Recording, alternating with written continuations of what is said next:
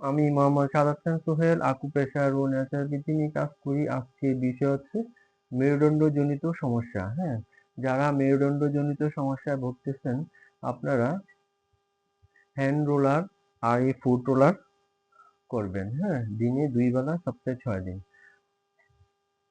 আমি হ্যান্ড রোলারটা করে দেখাচ্ছি। যাদের কোমরজনিত সমস্যা, মেরুদণ্ডজনিত সমস্যা, ঘাড়জনিত সমস্যা, আপনারা এই পয়েন্টে এভাবে আকুপ্রেশার করবেন। আপনার যদি মেরুদণ্ডজনিত সমস্যা থাকে তাহলে আপনার একটা ফুট রোলার প্রয়োজন। এই ফুট রোলারটা আপনি দিনে 2 বেলা করবেন, সপ্তাহে 6 দিন, 1 দিন বিরতি দিবেন। আমি হাতের পয়েন্ট দেখাচ্ছি। এটা হচ্ছে হ্যান্ড রোলার। এটা আপনি এইভাবে 5 মিনিট করবেন।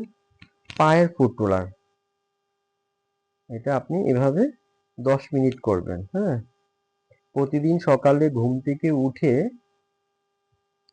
এই ফুট রোলারটা করবেন। তাহলে আপনার কোমর ব্যথা, পিঠ ব্যথা, ঘাড় ব্যথা, হ্যাঁ, যে কোনো সমস্যা দূর হবে। আপনার এই রক্ত প্রবাহটা বৃদ্ধি পাবে যদি আপনি এভাবে সকালে ঘুম থেকে উঠে আকুপ্রেশার করেন। সকালে এবং রাতে আস্তে আস্তে করে আপনি 10 মিনিট ফুট রোলারটা করবেন।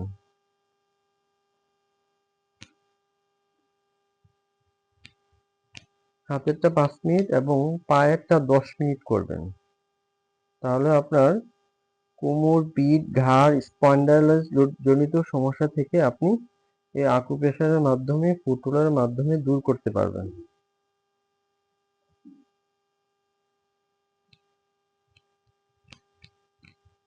ধন্যবাদ, ভালো থাকবেন।